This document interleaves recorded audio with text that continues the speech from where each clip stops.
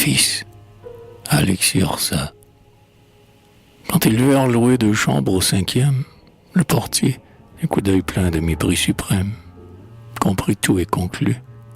C'est des petites gens. Le garçonnet, avec ses yeux intelligents, était gai d'être en deuil, car sa veste était neuve. Vieille à 30 ans, sa mère, une timide veuve, sous ses longs voiles noirs cachait ses yeux rougis. Quand on apporta dans ce pauvre logis leur mobilier, il faut que du terme ils répondent. Le portier s'assombrit. C'est du tout petit monde, pensa-t-il. Néanmoins, leur humble logement était payé le 8 très régulièrement. Il corrigea son mot, du petit monde honnête. Mais quand il sut l'instant de leur coup de sonnette, il ne se pressa plus pour tirer le cordon. Par dignité, la veuve avait pourtant bon ton, mais pour vivre, courait des leçons de solfège, à l'heure où son cher fils revenait du collège. Elle était de retour et faisait le dîner. Le dimanche, ils allaient souvent se promener, ensemble au Luxembourg, donnaient du pain aux cygnes et revenaient. C'étaient de ces misères dignes et qui, lorsqu'on leur veut montrer de l'intérêt, on fait pas le sourire et garde leurs secrets. Il pleure aux voisins. D'abord froide, la loge désarma. Le concierge eut quelques mots d'éloge. Et quand, 6 ans plus tard, un soir, il était pris, que le jeune homme avait obtenu tous les prix, ce père, ému par tant de courage et de zèle, rêva ceci. Plus tard, pour notre demoiselle. Or, ce jour-là, tandis que le rhétoricien, radieux de l'orgueil de sa mère et du sien, pour la 20e fois lui montrait son trophée et l'embrassait, au point qu'elle était étouffée, lui parlant à genoux ainsi qu'un amoureux, et lui disant « Maman, que nous sommes heureux ». Elle prit les 2 mains de son fils dans les siennes, et tout à coup, laissant les douleurs anciennes, tout en même temps s'échapper de son cœur, à ce naïf, à cet heureux, à ce vainqueur, elle livra le mot de la science amère. Il apprit qu'il n'avait que le nom de sa mère, et qu'elle n'était pas veuve aux yeux de la loi. Elle gagnait sa vie à 20 ans, mais pourquoi laisser aller ainsi seule une jeune fille, la maîtresse des champs et le fils de famille, un drame très banal. Le coupable était mort, brusquement, sans avoir pu réparer son tort. Elle eût voulu le suivre en ce moment funeste, mais elle avait un fils, tu sais le reste. Voilà, depuis 16 ans, mon désespoir profond. Je n'ai plus de santé, mes pauvres yeux s'en vont.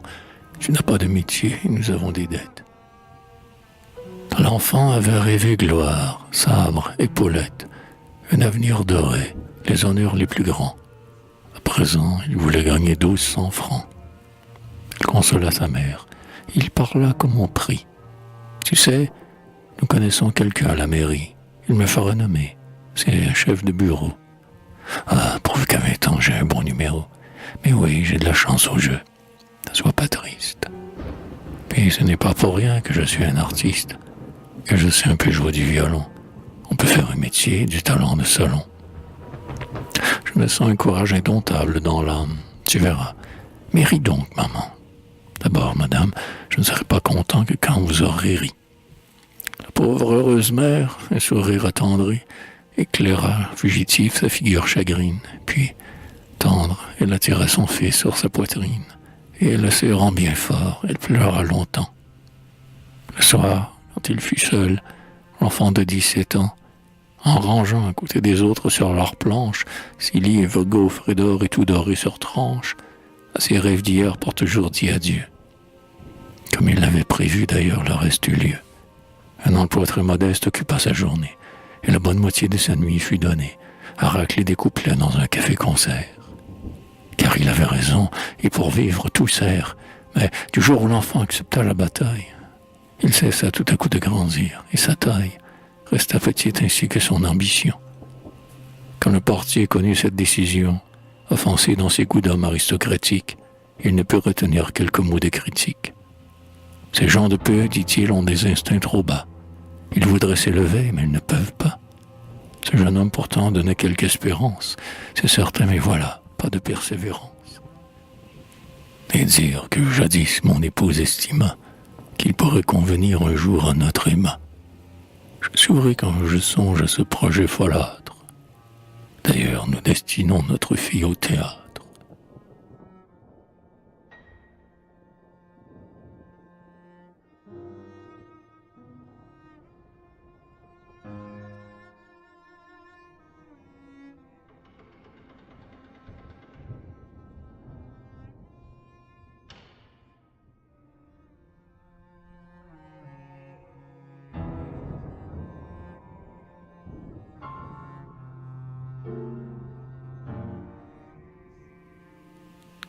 Et le bon fils connut le spleen dans un bureau, le long regard d'envie à travers le carreau.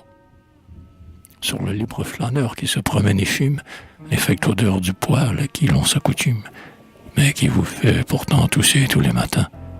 Le journal commenté longuement, les festins, de petits pains de seigle et de charcuterie, le calembour stupide et dont il faut qu'on rit, l'entretien très vulgaire avec le sentiment, de chacun sur les chefs et sur l'avancement. Le travail monotone, ennuyeux et futile, le dégoût de sentir qu'on est un inutile, et pour moment unique où l'on respire enfin, le lent retour d'un pas affaibli par la faim, que doit mal apaiser un dîner toujours maigre. En vieillissant, sa mère était devenue aigre. Son long chagrin, souffert avec tant de vertu, il faut bien l'avouer, trop longtemps s'est têtu. Le cœur subit 2 fois les douleurs qu'il faut taire. De plus, il allait mal. Enfin, son caractère, même à ses fessures, paraissait bien changé. Le repas était donc par lui-même abrégé. Il souffrait trop alors, pour lui comme pour elle, de l'avoir agité quelques vaines querelles, et toujours, le plus tôt possible, il s'en allait. À cette heure, au surplus, son devoir l'appelait, dans le petit café-concert de la Barrière, où chaque soir, tenant son violon derrière, un pianiste, chef d'orchestre sans bâton, et non loin d'un troupier soufflant dans un piston, il écoutait distrait, et sans les trouver drôles, la chanteuse fardée montrant ses épaules, le baryton barbu gêné dans ses gants blancs, et le pitre aux genoux rapprochés et tremblant, en grand faux col, faisant des grimaces atroces, et comptant en public charmé sa nuit de noces. Vers minuit seulement, enfin il se levait, rentrait, ouvrait parfois ses livres de chevet, mais, de lire n'ayant même plus l'énergie, il se couchait, afin d'épargner la bougie. Cela dura 5 ans, 10 ans, 15 ans.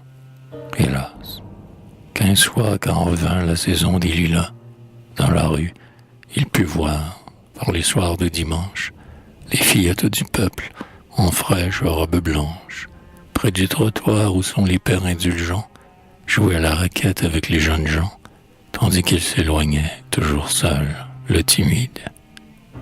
Il ne passa jamais devant la pyramide, des bols à punch ornant le comptoir d'un café, où souvent il avait, au passage, observé de vieux garçons, amis des voluptés sans fièvre, brassant les dominos, la pipe entre les lèvres, qui s'appelaient « mon vieux » et caressaient leurs chiens. Il enviait leur sort, car tel était le sien.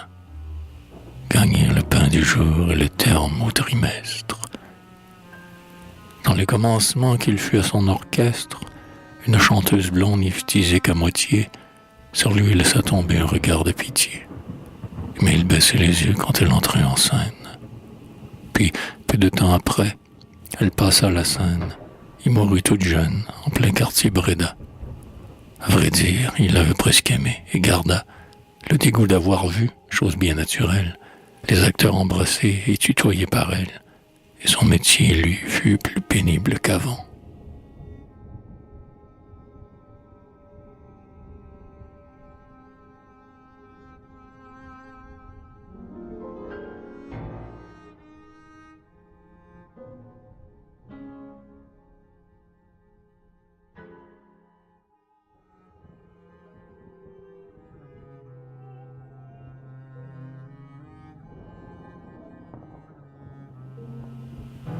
Or, l'état de sa mère allait en s'aggravant.